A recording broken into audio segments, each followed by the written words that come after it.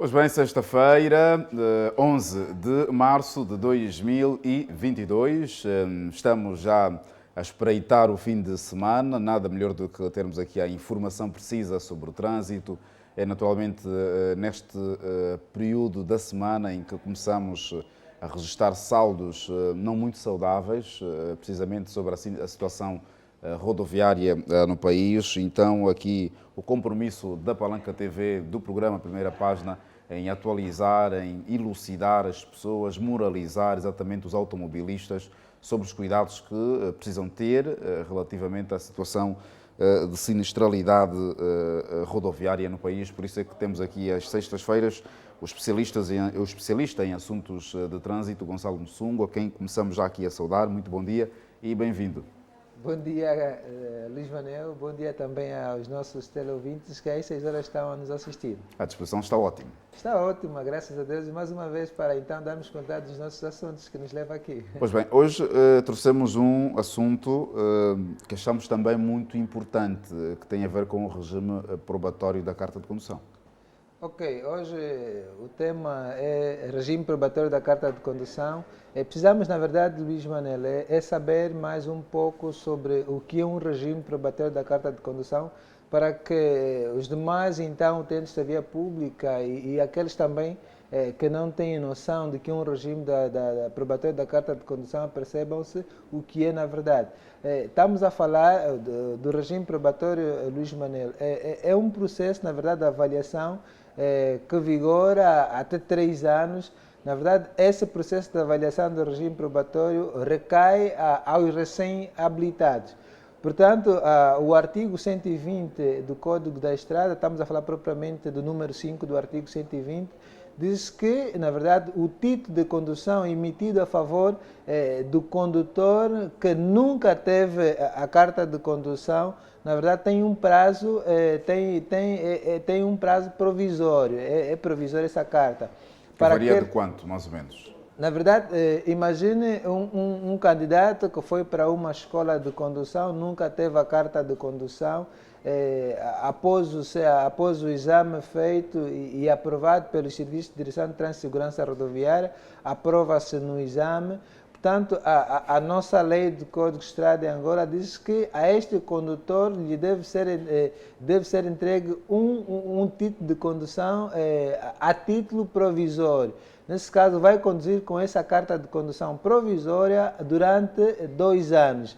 E ao longo desses 2 anos está numa fase de avaliação, portanto está numa fase de avaliação, não pode, ainda o mesmo artigo 120 do Código de Estrada diz que durante esses 2 anos de avaliação, este condutor não pode cometer quaisquer infração grave. Qualquer infração grave que esse condutor cometer, automaticamente a carta de condução caduca e é submetido a um novo reexame, como se nunca tivesse passado a uma escola de condução.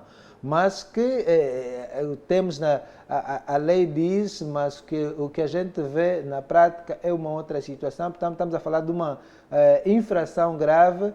O artigo 137 do Código de Estrada, que fala sobre as manobras perigosas e inibição de conduzir, a linha J do número 3 do artigo 137, na verdade, da lei número 5/08 de 29 de setembro, diz que a transposição de uma marca longitudinal M1, estamos a falar da marca longitudinal contínua, a transposição dessa marca, o condutor incorre a uma infração grave.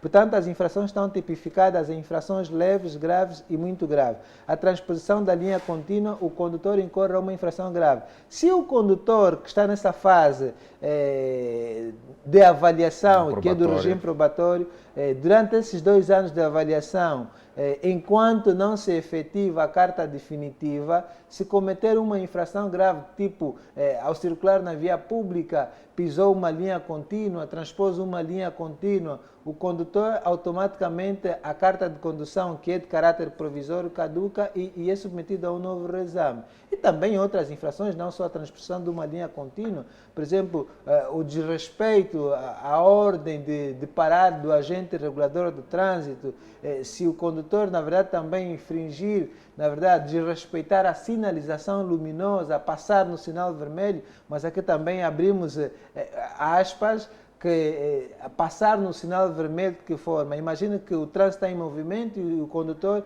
passa ao sinal vermelho mesmo com o sinal fechado. Aí é uma outra situação. A circulação está em movimento, está aberta para o outro sentido e esse condutor com o sinal vermelho esforça a entrada. Aí a lei diz que esse condutor está a cometer uma infração grave.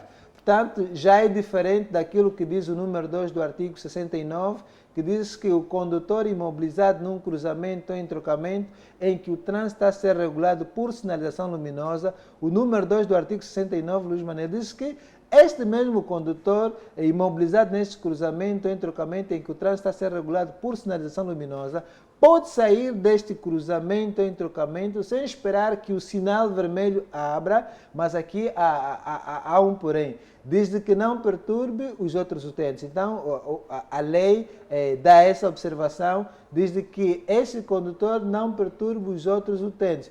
Portanto, deve-se confirmar à direita, se não vem ninguém, à esquerda não vem ninguém, pretende prosseguir a marcha, pode sair daquela interseção sem esperar que o sinal seja aberto. Agora, se do outro lado a circulação está aberta e do teu sentido está fechado, mas mesmo assim esforçares a entrada, aí a lei já proíbe, na verdade está a falar de uma contravenção grave. Portanto, esse condutor, enquanto não passar a carta a título definitivo, que depois também... Isto leva 3 a 5 anos. Estamos a falar de um processo. O regime probatório, regra geral, são 3 anos, mas a nossa lei aqui em Angola prevê 2 anos de regime probatório para aquele que tem a carta de condução pela primeira vez. Portanto, enquanto não se efetivar, e automaticamente, se esse condutor, ao longo desses 2 anos, não cometer uma infração grave ou muito grave, automaticamente essa carta de condução passa a título definitivo. Portanto, enquanto não passar a título definitivo, a tua carta ainda é a título provisório. Por isso, mas aqui nós, os nossos candidatos que passam por uma escola de condução, depois de serem aprovados no exame, a Direção de Trânsito e Segurança Rodoviária, ao invés de cumprir com aquilo que está plasmado na norma do Código de Estrada, a Direção de Trânsito e Segurança Rodoviária dá logo a carta de condução a título definitivo. Também aqui há uma contradição, na verdade, o que está escrito na lei do Código de Estrada e o que se verifica na prática. Portanto, mas que para também termos esse trabalho a funcionar, precisamos ter aquilo que o artigo 142 do Código de Estrada prevê, que é o registro de infrações do condutor. A Direção de Trânsito e Segurança Rodoviária, na responsabilidade de produzir o Diretor-Geral de Trânsito e Segurança Rodoviária, deve ter então uma base de dados, Luís Manuel. Essa base de dados é que se chama RIC. O RIC é Registro de Infração do Condutor. Para cada condutor, na verdade, que circula com um veículo a motor na via pública, deve ter um registro nessa base de dados, que se chama RIC, seu Registro de Infrações do Condutor, para que se então aplique os crimes e as contravenções cometidos no exercício da condução automóvel e as suas respectivas sanções. Nós temos inúmeras dificuldades de fiscalizar a execução destes programas. Não funciona, não funciona, por isso é que também não temos como... imagine que um condutor está a circular na via pública com um veículo a motor, transpôs uma linha contínua, uma marca longitudinal contínua, é uma infração grave, já dá inibição de conduzir à luz da lei, mas como vai ser fiscalizado, e às vezes também há situações que o condutor está a passar, eu próprio já assisti, em frente de um agente regulador de trânsito a efetuar uma manobra em cima de uma linha contínua e o agente não interpelou o condutor para proibir aquele tipo de manobra naquele local em que a marca rodoviária está proibida. Portanto, precisamos, a Direção de Trânsito e Segurança Rodoviária precisa pôr em funcionamento, na verdade, essa base de dados, o RIC, para que todas aquelas, os crimes e as contravenções que os condutores vão cometendo no exercício da condução automóvel, até porque o artigo 132 do Código de Estrada diz que os crimes e as contravenções cometidos no exercício da condução automóvel são punidos à luz da lei penal e da própria legislação complementar do Código de Estrada. Pois bem, toca aqui num aspecto fundamental que tem a ver com a legislação. Eu gostava que, enquanto especialista em assuntos de trânsito, desse aqui algum parecer relativamente a isto.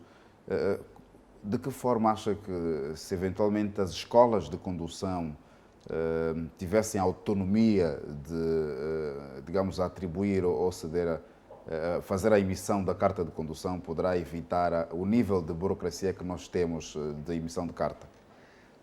Seria bom se as escolas tivessem esse poder de formar, na verdade, e também ter o poder de emitir a carta de condução para o candidato recém-formado, na verdade, candidato a condutor. Seria bom se as escolas tivessem esse poder. Porque eles ficam muito tempo à espera da carta. Quem está há 7, 2, 3 anos depois de ter feito a formação numa escola, claro, de condução, fica à espera da carta há anos. Exato, porque também, até quanto à questão colocada, Luís Manel, porque quem forma, na verdade, são os instrutores que transmitem o conhecimento das normas do Código de Estrada. Conseguem determinar que está habilitado para... conseguem determinar.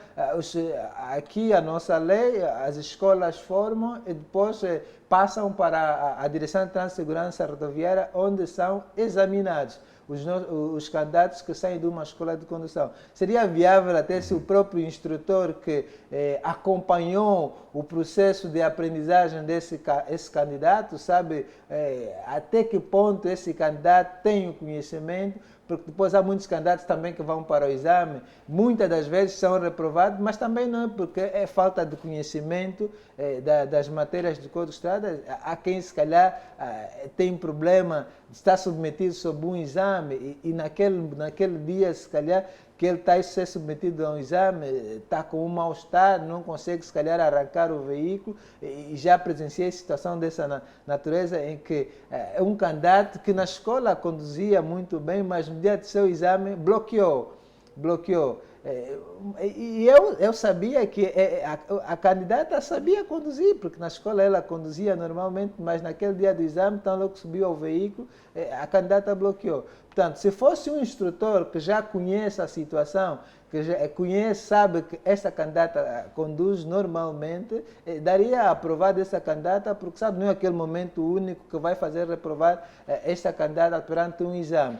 Portanto, é uma série de situações, mas aqui voltamos à questão desse sistema rico, voltamos aqui a chamar a atenção. Portanto, precisamos transmitir o conhecimento aos demais utentes e àqueles também que pretendem entrar a uma escola de condução e àqueles que já têm a carta de condução, que, portanto, o nosso sistema, por exemplo, a quem aprova no exame de condução, a quem perguntou ainda, será que o verbete que a Direção de Trânsito e Segurança Rodoviária passa aos candidatos que aprovam no exame, esse verbete provisório também podemos incluir no regime probatório da carta de condução, que tem a validade de 2 anos como a carta provisória. Bom, o verbete, por isso que é um verbete provisório, porque no próprio verbete vem dizer que este verbete é um documento que substitui a carta de condução. Porque a Direção de Trânsito e Segurança Rodoviária não entrega-se os verbetes, na verdade, quando a Direção de Trânsito e Segurança Rodoviária não tem cédulas, está a falta de cédulas, para não prejudicar esse candidato que foi aprovado ao exame, então lhe entrega um documento provisório, que é este verbete provisório, que vai conduzir durante 90 dias, equivalente a 3 meses. Portanto, esse documento não se pode enquadrar no regime probatório da carta de condução. A carta de condução que entra nesse regime probatório é mesmo uma carta de condução normal que vai ter validade de 2 anos. Portanto, nesses 2 anos não se pode cometer qualquer infração grave, senão a carta caduca e vai voltar a um novo reexame como nunca se tivesse passado a uma escola de condução. Mas há uma outra questão também, mesmo depois desse condutor, Luís Manel, para cumprir os 2 anos sem cometer qualquer infração grave ou muito grave, o que significa que algumas infrações graves, leves, porque as infrações estão tipificadas em leves, graves e muito graves, o condutor está sujeito a cometer uma infração leve no exercício da condução durante esses 2 anos. As leves, as graves... As leves, estamos a falar, por exemplo, parou num local, paragem, estacionamento proibido, o condutor parou neste local em que o sinal vertical está a proibir a paragem naquele local. é uma infração leve, está a circular, está no exercício da condução, a fazer o uso do telefone, também é uma infração leve. Portanto, precisamos aqui saber as infrações leves e as muito graves. São infrações leves que dão simplesmente uma multa. O agente regulador vai aplicar uma multa. Agora, as muito graves, como já falamos aqui, que dão inibição de conduzir, e porque as graves dão inibição de conduzir de 1 a 12 meses e as muito graves já dão inibição de conduzir de 2 meses a 24 meses, o equivalente a 2 anos. Portanto, mesmo que este condutor consiga controlar a sua condução, seja avaliado durante esse processo de 2 anos. Só para ter a carta definitiva. Exato. E passar para o estado definitivo,